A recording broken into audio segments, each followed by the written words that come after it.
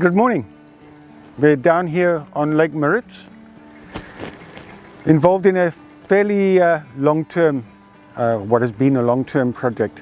The pine trees out on the island over the last few years have become a nesting area for herons, sacred ibis and cormorants.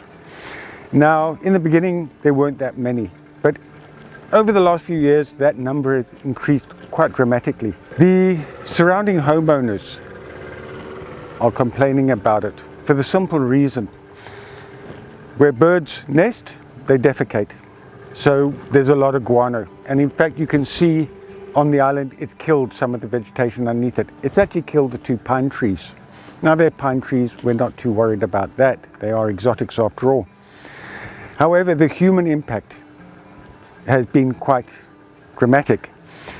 So what we've been doing is following the correct procedure. We monitored the nesting sites using a drone, and now all the nesting is finished, so there's no risk to any young birds or eggs. We then contacted Cape Nature for permission to remove it, because obviously there are legal implications.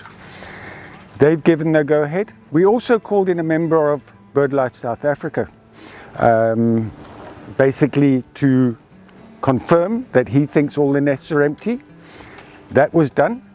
So we've covered all the legal bases. We sent out notices to homeowners to let them know what is going on. So in real terms, although we're sad about losing the nesting site, we also have to take the pragmatic approach of the human factor. And that's one of the problems with wildlife. As soon as you have this conflict of wildlife-human conflict, and it's happening worldwide, not only here, you have to look at both sides and balance it. Now the birds are very adaptable. They'll go off and nest somewhere else.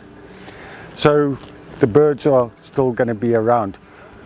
Humans tend not want to move somewhere else, so we have to take that into account as well and try and keep everybody happy, which is a balancing act, believe me. So what we're doing this morning is we're taking down the trees. We will be replanting the island with smaller, more flexible indigenous willows, and that will allow weavers and things like that to create a nesting site here. So although we might be losing herons' nests, we will be gaining other nests and other habitat. So yeah, the guys are going to take the trees down. It's going to be quite spectacular, I should think, that tree falling in the water, or those trees, and so the project will come to an end. So thanks for your time.